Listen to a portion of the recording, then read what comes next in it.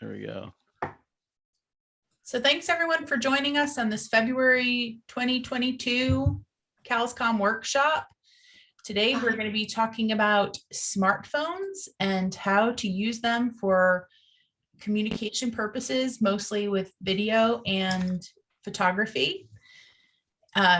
Today's guest host speaker is Keishan from our the newest video multimedia member of our team.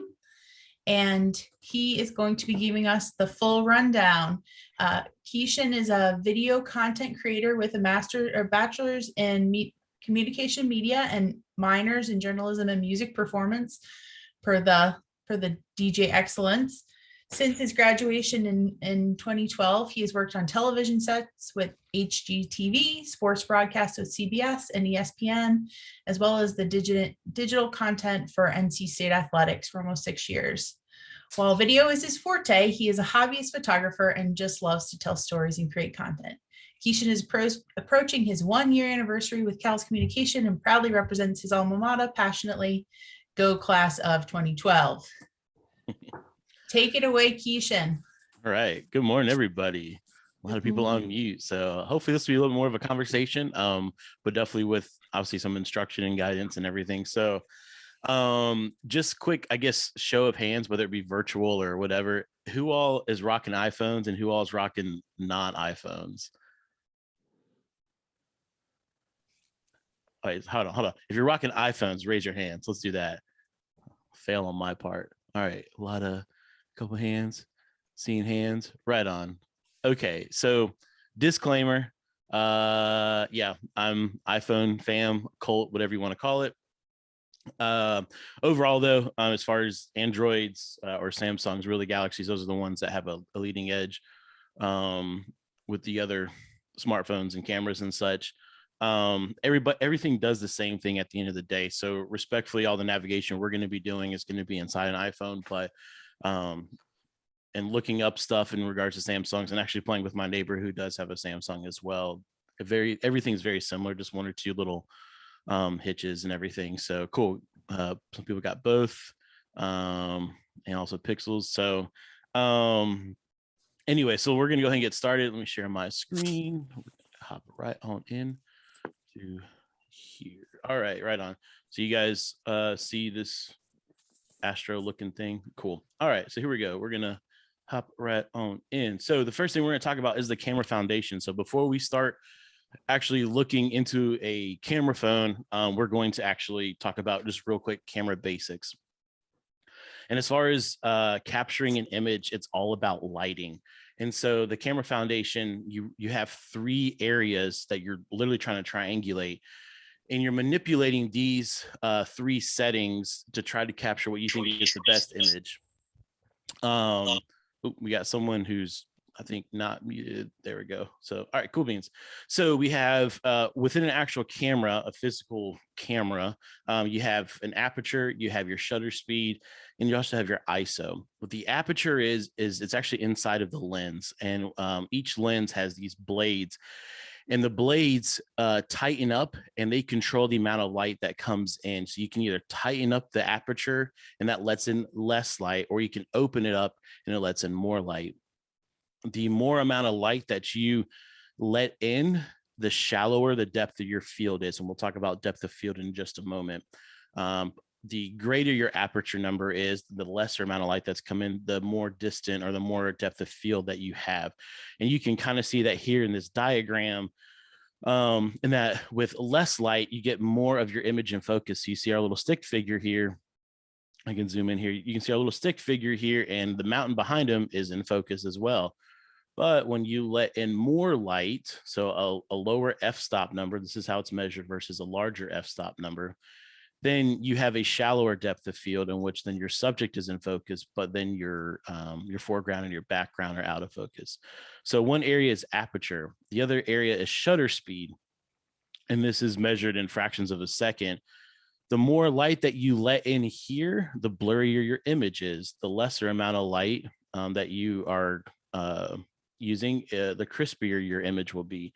And so this is a good example in regards to motion, right? So we have a little stick figure guy who's running.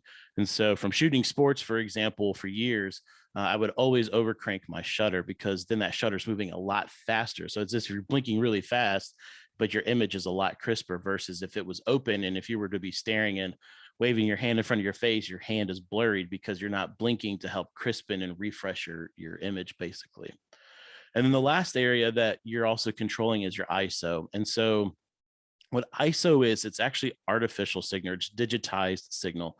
And so typically you want to have your ISO on the lower end because as we can zoom in here, we have our 2 stick figures. There's lesser amount of ISO here, a lower number, and it's nice, clean and clear. But if you look up on the higher end, if you really crank this ISO up, you can see all this, what's called artifacting or grain. And it's kind of like this gray spotted stuff. That's grain, that's artificial signal. And so what you're trying to do then with this triangle is you're utilizing and manipulating these 3 aspects of your camera to try to create the best image. So if you're outside in natural daylight, you typically want as little as ISO as possible. And then from there, depending on what your subject is, you may want to then manipulate your shutter speed as well as how artsy, or, are you trying to shoot a long row of crop or something, or do you want just that one specific close up of maybe a flower? So depending on what you're shooting, what you're trying to capture, also what you're trying to convey is how you manipulate these 3 items. So to move forward, to go back to depth of field, again, a combination of all 3. We have our stick figure guy over here on the left and a shallow depth of field, right? He's shooting what, I don't know, let's just say that's a bear. And so Yogi Bear's face right here is in focus, but his mountain and everything in the foreground they're out of focus. But when you increase that f-stop or control the aperture down here, you have a larger depth of field. So therefore Yogi Bear as well as trees and the mountains are more in focus. So we will move forward. So just another example here of a deep or larger depth of field. We've got this fur monster dog here, and right, more of his background is in focus, but a shallower depth of field is when he's in focus. But you can see if you look at some of the detail in this picture, right, a couple of blades of grass, a little bit of the bark or the twigs on the ground, they're in focus, but everything else in the background and even everything else in the bottom of the frame here in the foreground is out of focus. So any questions so far on that? I'm giving you a foundation first. Some of it is controllable within a phone, some of it's not, but just trying to give you a better understanding before we dive in to the phone. Any questions, comments, concerns? All right, no news is good news. Silence. Here we go.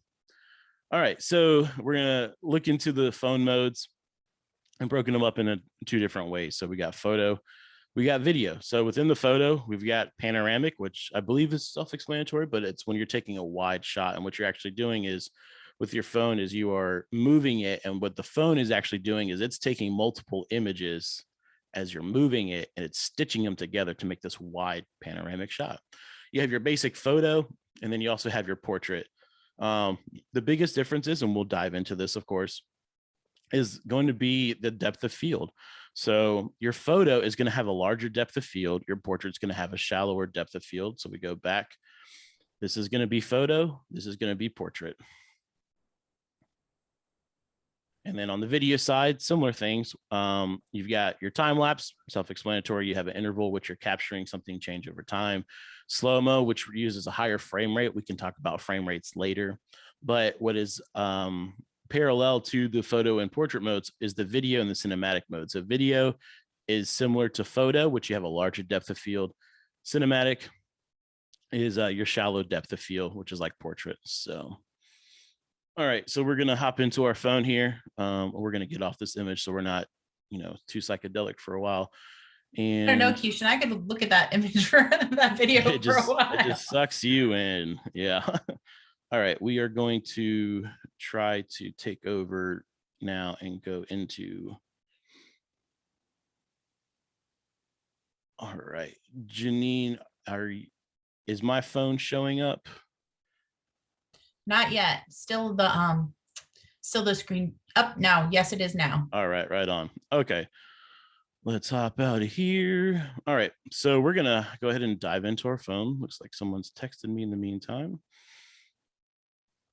All right, so um, hopefully this isn't tripping too many people out right here, but let's just go across the board. So we have time lapse. We're not going to dive into time lapse too much, except what you can see here is you have an interval, or excuse me, what's your focal length. So you can either be 1-to-1 magnification or you can be a wider lens magnification. This is actually a newer feature with smartphones. I think this came out with iPhone 11s in regards to having a wide angle lens, because now on the front of your phones now, Samsung's and everybody has it. You have multiple lenses, so you can have a little bit more function with it. So now let's go over to photo mode. So photo, as we can see here, everything's kind of in focus, right? We have my camera that I'm actually using for the other stuff, as well as my water bottles in focus, the screen's in focus, and everything. But then let's try to get an object here that gives us a little bit more depth. And if we get into portrait mode, you can see how it adjusts. So like, here's my mouse, and my mouse is in focus, but now the camera, as well as the water bottle, depending on where your focus area is, and the computer, they're all out of focus. And then the panoramic shot, of course, everybody, you shoot and you're stitching together all these clips. And this is what happens, that the iPhone does it automatically for you. So any questions, comments, concerns in regards to that? Keisha, will you talk a little bit about like the use of those different? Absolutely. Absolutely. So actually, I'm going to go back to my computer because these will be, let me see if I can stop sharing. Bam. And let me share back on this side. Bam, bam. All right, cool. So we'll tackle both two birds with one stone. So let's not talk about lighting first. And so this photo, disclaimer, was taken with my actual camera. However, this is an example of how portrait mode or cinematic mode, if you're shooting video, will or comes in handy, right? So I'm focusing on this one flower, these petals, but everything else around it is out of focus. Here, this is also a shallow depth of field in regards to that. My neighbors, when we went out playing in the snow a couple of weekends ago, right, this is a nice shallow depth of field. So depth of field is everything, and it really just depends on what you're wanting to capture. I'm going to go back to the slide, but I'm going to move forward to give you an example of this picture down here. This is the underside of a bridge. I did not take this photo, but this shows you a greater depth of field. And what this shows is you can see the entire image in focus. So I believe some instances where you're going to be bouncing back and forth between trying to use a portrait mode versus a regular photo is depending on what your subject is. I think if you're trying to isolate, again, whether it's a flower or just a specific item, I'd say something that's kind of handheld size in regards to the phone, then you probably want to use portrait mode. It's going to give you what kind of is that cinematic look, honestly, and that's that shallower depth of field. And that's how a lot of movies are produced nowadays, is that they have usually a shallow depth of field. And so that this way you create so much distance between your subject as well as your background and everything. So, but it's also very stylistic as well. But so again, this is a larger depth field with this bridge versus up here. Oopsies. These are shallow depth of fields. So does everybody see the difference between that? So that's going to be your portrait versus your photo mode. Portrait, again, a shallow depth of field. Regular photo is going to be a larger depth of field. And if you're shooting video, cinematic will be your shallow depth of field, and your regular video will be a larger depth of field with that. Questions before moving on? Okay, so one thing to remember, and with you utilizing your smartphone with this, that everything done on your phone, there's actually very little and almost zero mechanical things occurring in regards to producing these images. Everything is digitized. So whenever you are tapping on, when you're trying to shoot your subject, and you can tap on it in order to gain focus, you can adjust your exposure. And I'll go back into my phone and explain that here in just a second. All of that is being digitized internally within your phones. There is nothing mechanical that's occurring, just like a camera lens. So respectfully, there's differences between shooting on a phone versus shooting with an actual camera and lens. However, don't let that dissuade you from trying.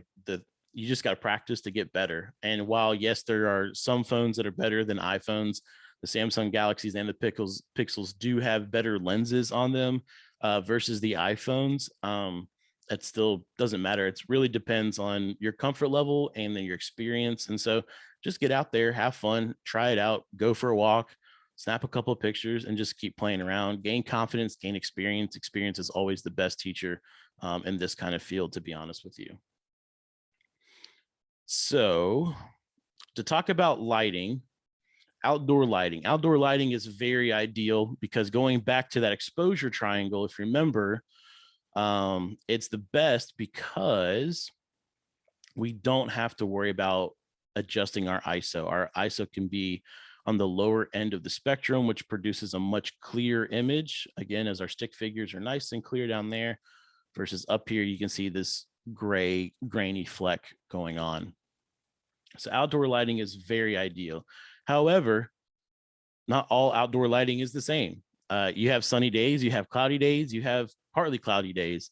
Partly cloudy days are the worst because you're not getting consistent lighting. Sometimes the sun's beaming through, sometimes the clouds are in the way.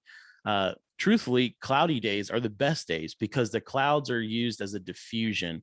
And so therefore it is actually covering all of your surface area evenly with very even disbursement. And so that's what diffusion is. So versus if you take a look in this picture up here, there's a little bit of harsh lighting because you can see the sun is very harsh and there's some overexposed areas in the background. This, let's see, this photo. Yeah, this photo I took with my camera, not with my iPhone.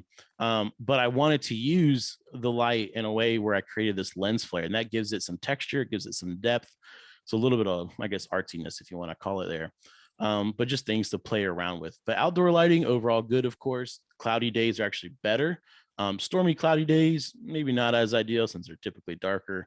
But sunny days are okay. And I know that in some of the comments in regards to the workshop today, some people were talking about shadows and trying to figure out what's the best way. Personally, I think shooting, if it's a very sunny day, if you can use your body or take a clipboard or something you have with you to kind of create shade over your object, then that'll be better because you're still going to have even disbursement of lighting, but you're helping your camera not you're helping your camera produce a better photo by not having to worry about the harshness of the light. So remember, white or light colors do reflect light, dark colors absorb light as well. And so therefore, all that just comes into factor in regards to what you're trying to capture. If you're trying to capture a yellow flower on a very bright sunny day, that might be a little hard to capture. So you may want to try to create some shade and a shadow with your body and then adjust your angling and your positioning of your subject in conjunction with the shadow you're trying to create, because then that yellow flower is now still got great lighting because it's a bright sunny day, but now you're helping the camera out because it's not the direct sunlight. And so therefore you can pick up more detail in that yellow flower. But go back to this picture. This is the azalea in my front yard. It's got a lot of pink in it. And that pink is obviously going to be a little bit darker than the yellow. And so therefore it absorbs light. So that's why more colors are able to come out with that. Any questions up to this point in regards to lighting? I guess, are there tricks for when we get indoors? Yeah. And so I'm going to go into indoor lighting actually next. So I have a question about outdoor lighting. yes. Sometimes I can't see what I'm trying to take a picture of because the sun's in my eyes. Mm-hmm. Is there any way to fix that? Like, I know if you go the other direction, you can, but sometimes I can't go to the other side. Right, right. And so that's I think part of just the natural differences in regards to having an actual camera, which then has a you know a viewfinder for you to look into to block out all the extra light versus a smartphone. I think one of my tips I was having at the end of the session was going to be, don't just take one photo, take multiple photos, because this way you can choose from a small selection. So take a small burst of photos, and then you can, then when you have a chance, you can turn your body away from the sun and let your eyes adjust and see if you capture something good. If not, then go back, see, okay, maybe if I try it this way, then if to capture it better, right? So you have to adjust your body, adjust the camera, everything in conjunction with the lighting as well as the angles. So you're trying to create a specific angle with against the light if you're trying to create again a better shadow. I know it can be tough on that sunny day because it's like you're trying to capture a clean image, but for you to see your phone then actually might produce a shadow on the subject. So you might need a team member with you in order to in order to help maybe cast the shadow, or you cast the shadow and then somebody else can take the photo for you. So I don't have necessarily like a one all fix for that, but my biggest suggestion is to take 3 or 4 photos at a time. Just click, click, click, click, see what you get, see if you need to make any adjustments, go back, try to make the adjustments to execute the picture a little bit better. Hopefully that helps. Thank you. I just felt like I'm taking it blind. I'm like you said, I'm just shooting and hoping I'm getting them in there. Sure. Yeah. Again, it's all about angles. And then again, your angle from where you are on the light to the angle of your camera, and it's kind of like a Tetris game a little bit. So oopsies. I'm not sure why we are zigzagging there, but anyways, indoor lighting. All right, most of these photos were taken on my phone pre-pandemic at a concert of my favorite band. We can definitely see that the left photo is way overexposed and the right photo looks great. And these were actually taken, if my memory serves correctly, within 5 seconds of each other. So nothing crazy was happening. This was just an adjustment that I made on my phone in regards to doing so. So I'm going to hop back into my phone and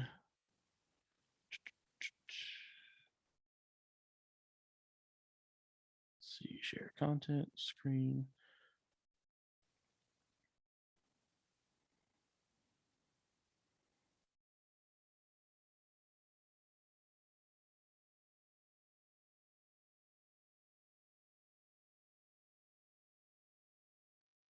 All right, so we're back onto, all right, right on. So let's hop back into our photo. So we're going to use my lovely water bottle as our subject here. So right now it's in focus. We are in regular photo mode because just to try to show you guys as simple as possible some things. But so I have some artificial light here in the background that's on my walls. I'm going to adjust myself just a little bit. So whenever you tap on your phone, you have 2 things that occur, right? It's showing you a focus area, that little yellow box, but then you see the little sundial to your left of that. You can actually click and drag or tap and drag that, and that is adjusting your exposure. So that's adjusting everything we've discussed, from your aperture to your shutter to also your ISO.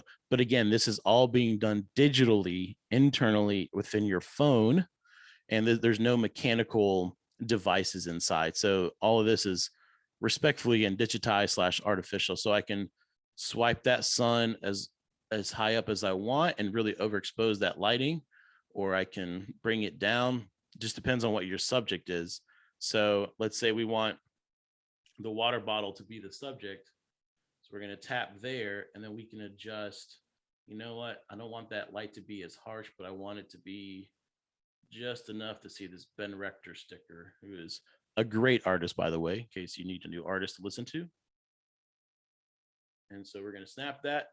Let's take a look here. And so we can zoom in, right? So now we see that the water bottle's in focus. The speakers and the lights are out of focus, but that lighting in the background is not too harsh. It's doing its job. There's a reason why I have it on the wall off to the side, but it's not harsh at all. And especially if you wanted all this depth in your in your photo. And let's go back and let's do it again on portrait mode.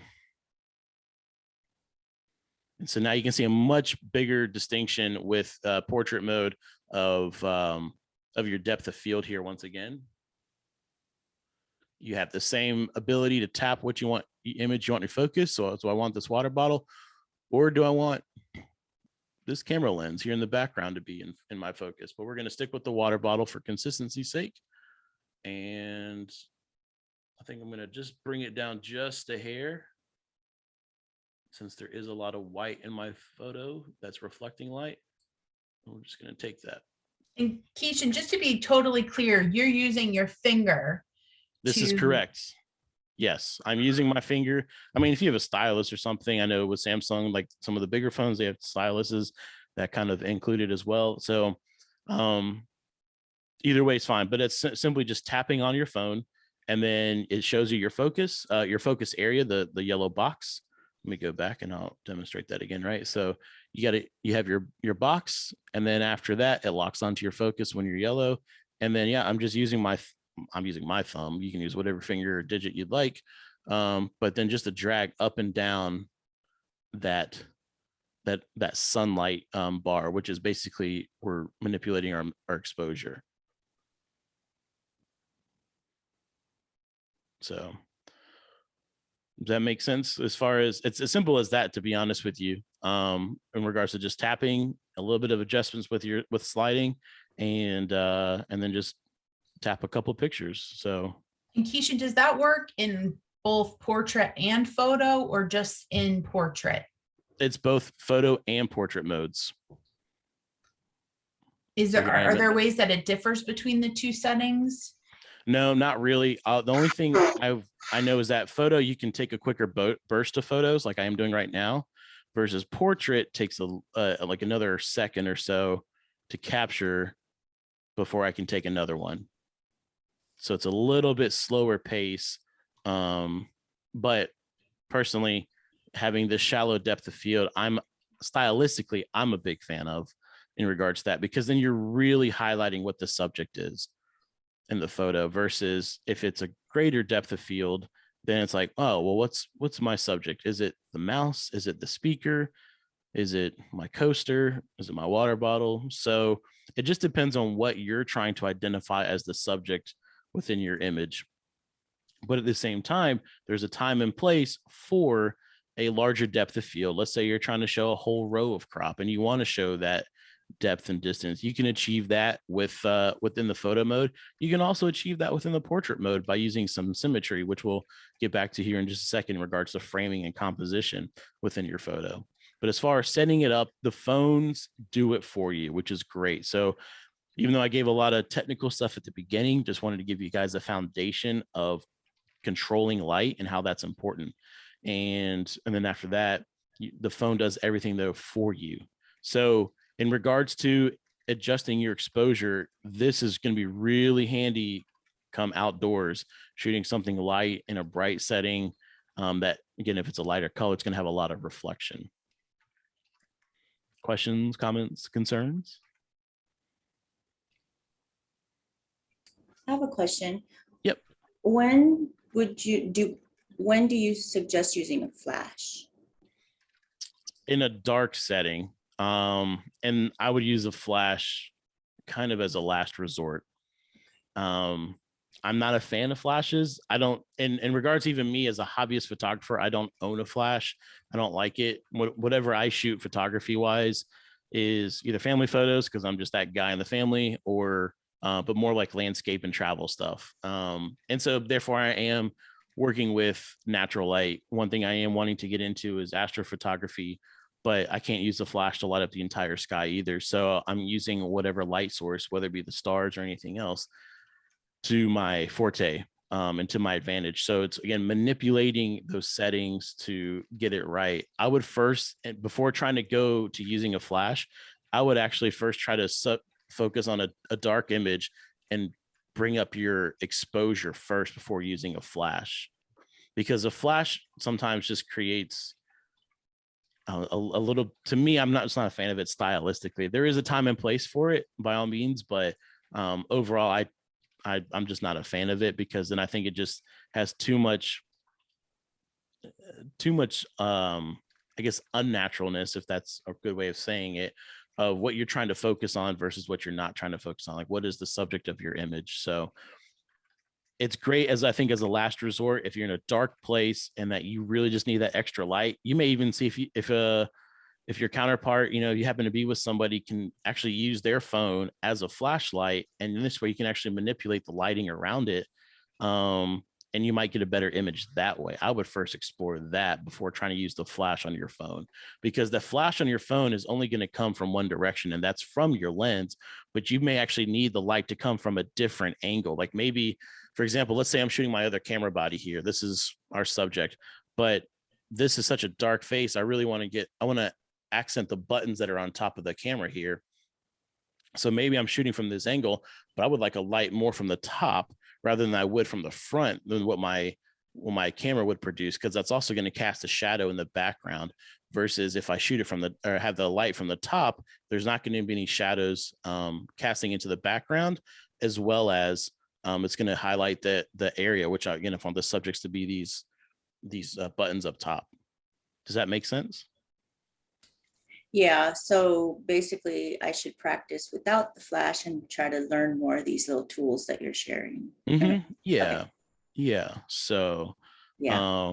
and I also have a list of, we're going to send it out afterwards, but I have a list of some tools, some accessory items that could be just beneficial, and they're trying to keep them on the low end cost wise. So they're not saying, hey, go out and buy a $500 accessory. Like, no, I'm not telling you to do that at all. So it's amazing what you can capture. I mean, again, now that with these phones having portrait mode and just different modes and everything, like, you can really do some awesome damage on creating a solid picture or video, honestly. So I mean, I remember shooting my sister's graduation a couple of years ago when she graduated from nursing school, and I did it all on my phone. I was like, man, this sucks. And then I shot one of my cousins. She graduated 2 years ago, and how much the technology changed from 5 or 6 years ago to 2 years ago. I was like, I shot everything on my phone and actually produced like a semi-decent video from shooting all the way across the gymnasium. And I was like, man, I was quite impressed. Typically I have one of my cameras with me to shoot stuff like that, but yeah, it's just crazy. So Michelle, it's crazy. My cameras that I have, the one I'm using as a webcam, as well as the one that's right here in front of me, both of these are mirrorless cameras. This one's actually a truer video camera. The one I'm using to shoot as my webcam right now is actually it's a mirrorless, but it's a hybrid camera. So yeah, technology has really traveled in the last 2 or 3 years in regards to camera. So Hey, Keisha, we had a question about adjusting the light. How did you do that again? sure. So I'm gonna go back to my water bottle just because we have more light facing my water bottle. So all you're gonna do, I'm gonna go back into photo mode just to make it a little bit easier. But you just simply first tap on the screen to get to highlight the box, which is what you're just trying to tap what you want your subject to be in focus. And then you see the little sun dial on the right hand side. I'm gonna see if I can get that on the black background just so you can see the sundial. But then the sundial, you simply just tap and drag. So tap and drag, and you can just adjust your exposure accordingly. Did that answer that?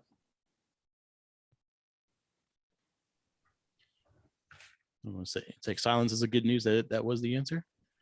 And then we had a question about what did you change to get stage photos better? I guess maybe in the graduation. Maybe. So I mean, truthfully, I didn't do I mean, the anything. light pictures that he showed us. Sorry, the two that he showed us on the stage with. Oh yeah, the- sure. Let me go yeah. back to that. No problem. No problem. So that's before going back to that, it's exactly what I just did here. I tapped on the subject and I clicked. I clicked down on the exposure to darken it up.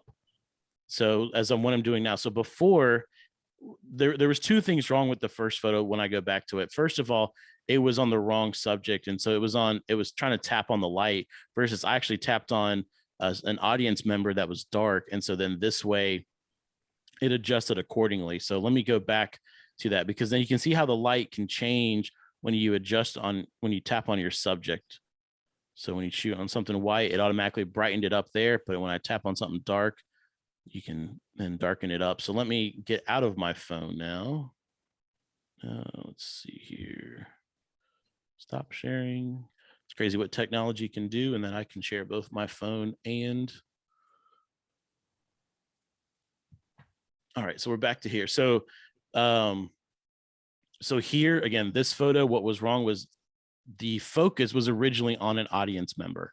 And so therefore it was the phone was trying to adjust of lighting this audience member well, right? And so then therefore it really brought up all the light, opened up everything to let us as much light in as possible. But then I was like, well, this photo obviously did not come out well. And so then I tapped it on the actual subject, the band member.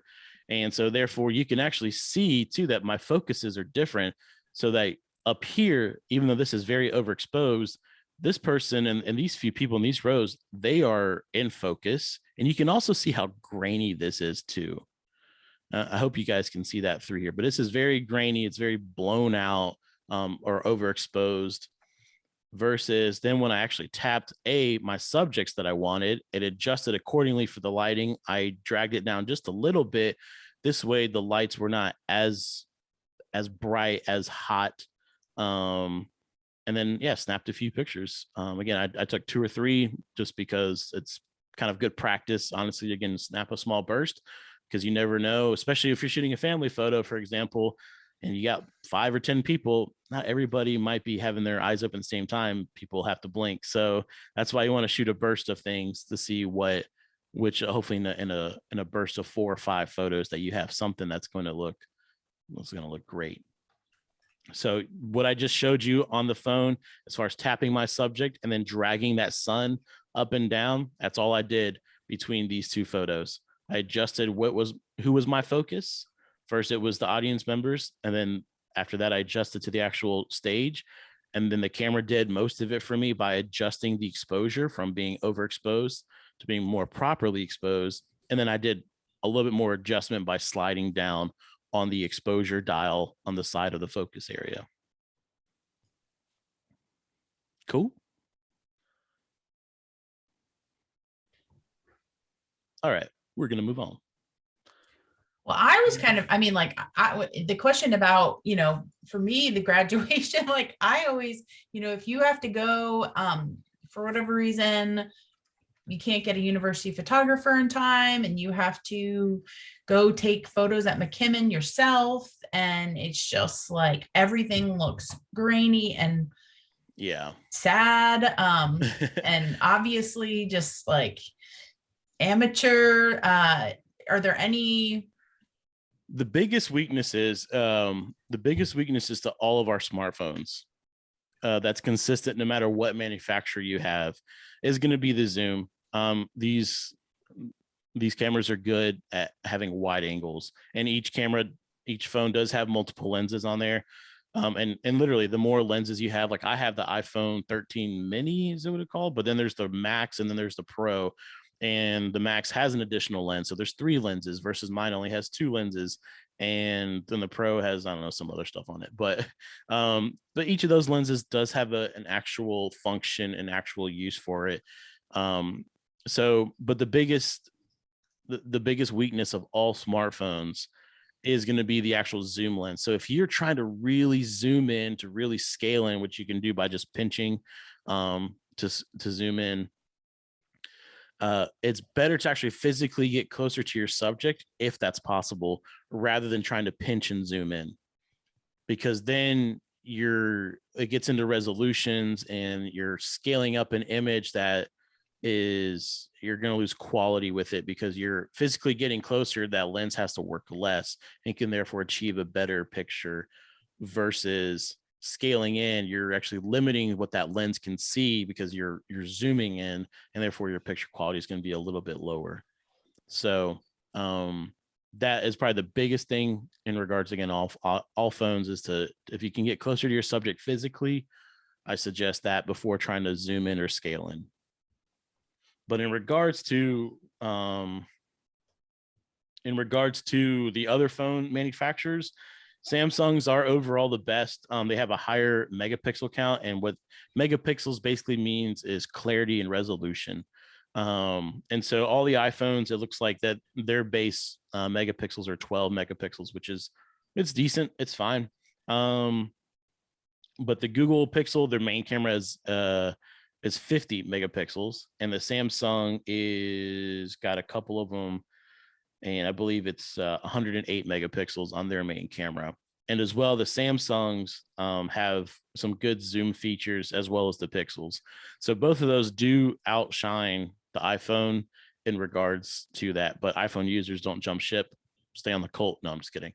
But in general, like, it's about practicing, honestly. So practice, know what the strengths are of your phone, know what the weaknesses are for your phone, know what your strengths and weaknesses are respectively, as well, you know. And so it just takes practice, you know, and doing something as simple as going out on a walk, put yourself in a very sunny situation, put yourself in a very shadow or shady situation, and just take a couple photos and see how those come out, and see, okay, you know what, let me try this next time. So it's all part of the process. And again, experience is the best teacher. So any other questions or comments in regards to the phone manufacturers before moving on? My only comment is that in 2016, the Samsung, like, it wasn't even the same, like, it was so good compared to the iPhone. And I think to the iPhone's credit or discredit, depending on how you look at it, like, they've come up very much further in the past 6 years, but Samsung was so good even 6 years ago that they didn't really have to make a lot of improvements. But they're just like, it just was so much more crisp. Mm-hmm. No, you're right. I mean, I know that's, for a while, that was probably the biggest definer, was people like, man, I want better photos. And that, you know, that's where Samsung was trying to put a little bit more of their R&D and also their marketing and everything was towards that. So cool. Well, I know we only got about 15 minutes. And I do want to save some time for Q&A in general. So I'm going to go ahead and blast through this a little bit, but composition and framing, this is very, very important too. So here, this is, we got good old Magic over here outside the Staples Center. And a couple things I was going for here. Only a cell phone picture, definitely on an iPhone 6 or 7 at the time. But was trying to use some lines, and I'll definitely get into lines in the next slide as well. But, you know, naturally Magic's pointing to what is his left, our right. And I was trying to use that in line with the Staples Center to show some parallelness with that. So use some lines to your advantage, you know, especially if you're going out in the field with crops, you've got lines galore, which definitely equates to the picture I showed earlier of the trusses under the bridge. You can also go with just good old symmetry. But the other thing I want to focus on here with the squirrel eating his harmless little acorn is, it's not that this symmetry of the photo, it's actually the horizon level. So with this picture, this was in my neighbor's yard. I actually got down on my stomach and was alligator crawling to get closer to him, but I was shooting at the same level he was. So I wasn't standing up and shooting down, because that creates a different level of horizon. And so, for example, this goes back to Magic Johnson here. Our horizon is in the middle of the picture, and that is above me. So you can tell that I'm shooting upwards when this shot here versus down here, I am in the same plane, the same horizon as Mr. Squirrel over here. But then also framing things accordingly, right? We have the squirrel that's in the center of the picture, and symmetry is, I think, beautiful in the right time and place. But then you have some composition where Magic Johnson's over here. He's framed up on the left. My azalea is framed up on the left, so I can get this light leak from the sun flare coming through. So not everything has to be perfectly in the middle. So definitely play around with things. And that's where then going back to, let's say, your portrait mode, your cinematic modes and everything, of using depth of field, right? So I have, in this azalea, this is my subject. This is in focus. This is where your eye naturally gravitates towards when you first see this. But then you can still see that this is the rest of the azalea behind it and some other foliage and such across the street. So use it to your advantage. It doesn't have to be, everything has to be dead center or even symmetrical. Let's see. And then, yeah, going back here, right? So a little bit more, here's symmetry, but it's a little bit off angle, right? And so again, my horizon level is a little bit higher here because I'm shooting up here. This is the fire hydrant in my yard. And so got down and wanted that perfect symmetry because a fire hydrant is perfectly symmetrical. But again, this is, I think, very applicable to us in regards to being agriculture out in the field and everything, with having rows, use rows to your advantage. So, and this having a greater depth of field with symmetry, this having a shallower depth of field. Granted, our subjects are different, but again, just applicable across that. So definitely just play. You just got to have fun, go out and play, stretch your legs, take your phone and get those steps recorded, but also take some pics and start practicing. So some accessories, and we'll send this out again and follow up to this, but a couple of simple things. You can have a little, this is a call, there's a manufacturer called Joby, Joby. But again, I'll send this out as a follow-up. There's a little gorilla tripod. Each of these legs is flexible. So you can have it as a little tripod stand, but they're very flexible. So I've actually used these to kind of shoulder mount a camera before. And so there's just a lot of good use. They have different models, and each model basically is a different weight capacity, but with a cell phone, you don't need a huge weight capacity. If you're shooting video, a gimbal might be more effective there. And so with a gimbal, I would recommend the DJI ones. The DJI just has the best market in regards to gimbals, and this just allows fluid movement, and so it really just stabilizes your image. So if you are shooting video, I know we didn't really get too much into video, which saddens me, but we can definitely do a follow-up with that. I'm glad to have any further discussions and help out in that way. But gimbals are great too. You can also snap photos on a gimbal too, so you don't have to be limited. Even though this is more video centric of a device, there's nothing wrong. There's nothing to say that you can't use it for photos. Straps, it'd be crazy, honestly, just how simple a strap can help you. So if you have, a neck strap, and you have it attached to your phone, and maybe your hands aren't too steady, having that strap on your phone and having it stretched out and using the tension of the straps to stabilize your phone can do wonders as far as just stability of an image. What this is over here in the top right corner, it's called a bounce or a shade. And these are fairly inexpensive. Again, I'll have this on the list, but especially if you're going outdoors on a sunny day and you happen to have a partner with you or team with you, this would probably be a great tool to have. Again, not expensive. I definitely want to say no more than $50 or so. And you have this, it's kind of like a sunshade for your car, but a little bit nicer. And so you have a couple of options that come with. You have this white, and this white is the diffuser. So the diffuser kind of like acting as a cloud. So it just softens the light. The light is still able to come through, but it softens it. But then as you can see here, there's other options. You have a black, you have a gold, and then you also have this silver. And those are more of a reflector or bounce. And so if you're lighting a subject and you want them to be a little bit of a warmer skin tone, then you use the gold to use the light to bounce off of that. And so therefore it's indirectly lighting your subject. Same thing for the silver in a different lighting situation. And the black is for a negative film. Maybe something is just too bright and you need just to create strong shade. Then you can just use that on the black, and therefore use the black on, and it'll just create a much tougher shade. I would first say try to use the diffuser so you're not blocking out light completely. But if you're in a very hot summer direct sunlight day, you probably just need the straight shade instead of just a small diffuser.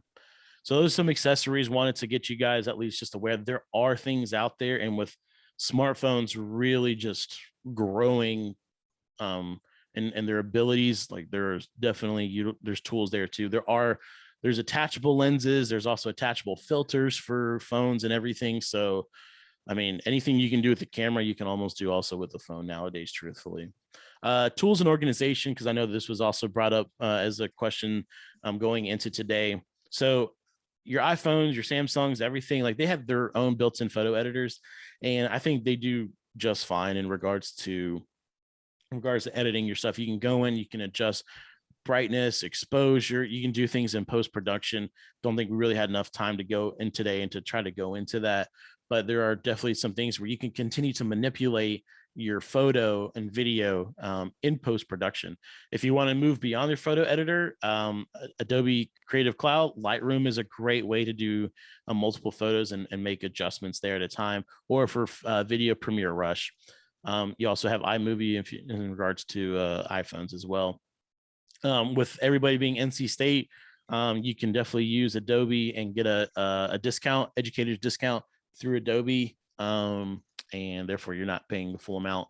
I can't remember what the discount is, but you can just use your NCSU email and proceed that way. In regards to organization, one of the best features as far as transferring files, honestly, about Apple, I think, is AirDrop. AirDrop is phenomenal. You can always text photos and videos back and forth, but iMessage and in general text messaging really limits and compresses photos and just overall media content. So texting is never ideal. Can it be done? Sure. There's nothing wrong with it, but there are better ways to do it. AirDrop in regards to iPhones, awesome. Used it a million times plus one in athletics to get quick clips out and everything to social media. As far as storage, again, us being NC State, in theory, quote unquote, we have unlimited Google Drive space. And so you can definitely organize yourself to do that. So utilize your personal Google Drive. You can also create a shared drive with between you and your team to share content back and forth. Again, you use your NCSU account with that. Amazon Photos is great. I have Amazon Photos on my phone to help keep my phone clear. I think it comes with an Amazon Prime account, and then you can always upgrade it in regards to storing more video things on there. I have a couple of videos that I like to keep, and so I pay like I don't know, $2 a month for upgraded storage or something like that. So that's good too. Another great transfer tool. You can transfer everything also via Google Drive, by the way, via email, via text. The Google Drive app on your phone is solid too. I use it all the time. But another way, in case you want to share stuff with maybe someone not in the NC State community, is through WeTransfer. You go to WeTransfer.com, and you can send up to 2 gigs of media at a time for free. You can always pay to send more at a time, but 2 gigs as far as for a handful of photos, no problem. You can send definitely a good handful of photos in case you're sending, again, media to somebody outside the NC State community. Otherwise, my suggestion, and this is only a suggestion, but is to utilize Google Drive. Google in general, it's very simple. It's very easy. It's Google Drive, in case you're not aware, is Dropbox, but Google. But I actually have much more success, honestly, with Google Drive than I do Dropbox as far as organization goes, organization storage. So I know I sped through those last few things pretty quickly, but I wanted to at least leave a few minutes for some questions, comments, concerns. I tried to address as much as I could. I know from the spreadsheet topics that you guys wanted covered. So, but more than happy to still embellish more on anything. So Keisha, can I ask a quick question about like microphones and using your video camera or the camera? Yeah, so I'll put this on the list as well. So a great company, a simple consumer company is called Rode, RODE, and they make a variety of microphones, but they make some that are very applicable for phones, and that's probably your best way of go. The best way to go is Rode. If you're trying to record video on your phone and let's say you're doing an interview and you want that audio, truthfully, having an external microphone, anything external is going to be better. So even if it is hooked up into your phone, that's fine. But having a microphone is better. The Rode microphones, you have 2 different types. You have a shotgun microphone, which is unidirectional, which means wherever you're pointing, it's going to capture. That's where it's focusing on capturing. So a shotgun microphone's overall great. You can also use a lapel or a lavalier microphone. You can hook in and clip onto the person. That's going to be your best audio source or signal. But then there's the respective wire attached as well too. So depending on the distance and everything. But as far as kind of what I call run and gun situation, a shotgun microphone is definitely great for that. And the manufacturer again is Rode, RODE. They're very reputable, very well known. I've got a couple of their microphones personally myself. So great company.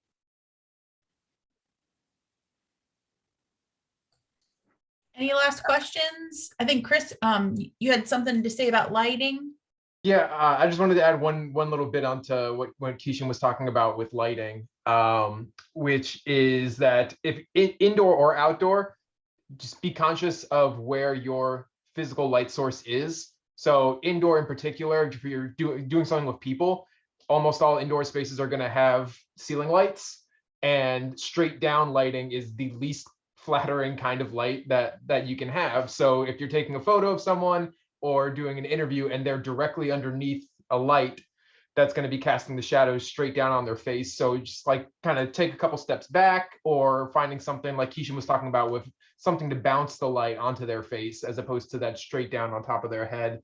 And then in regards to outdoors, where it's a little bit less of a problem, but like when we do shoots, we generally try to avoid doing interviews around noon, because that's when the sun is directly overhead, and it's that same kind of top down lighting where the shadows are going to be cast straight down. And so you're better off doing those kinds of shoots and interviews in that like 8 to 10 window, and then on the backside the kind of 2 to 4 o'clock window if you want some solid lighting for outdoor interviews on faces. I saw one question in the chat from Lisa about portrait or landscape. I'd say overall, I would err or go more default with landscape. That's just your more traditional composition and framing. And it also can get you a little bit more in it, but nothing wrong with also just rotating 90 degrees and getting a few shots one way, flipping vertical, getting a few shots the other way. Because it also depends on what your platform is too. So if it's overall website, then I would definitely go landscape.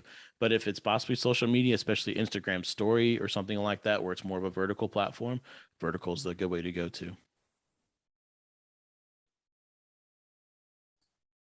Well, thanks everyone so much for coming. Keishan, all-star status. Thank you. You put so much in this hour-long time, but made it all clear and concise. So there's one more question. When taking photos of flowers, to get the crisp detail in the pixel. I guess how to is the question.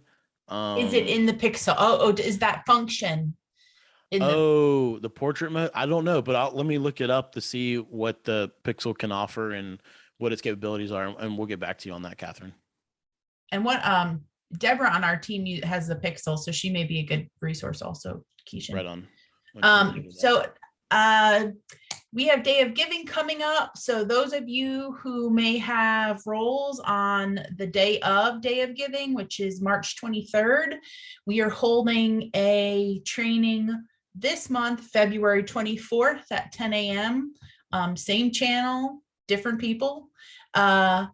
And then we're hosting another, Jennifer says, yes, the Pixel has a portrait mode. It has all of the functions available mentioned in the session. Thanks, Jennifer. And then in March, we're hoping to talk about hybrid events and how to make the best of a in-person and Zoom-based event. So stay tuned, be on the lookout, and thanks again, everyone, for coming. And thanks to Keishan. It's a pleasure. No problem. You guys have a great day. Stay safe.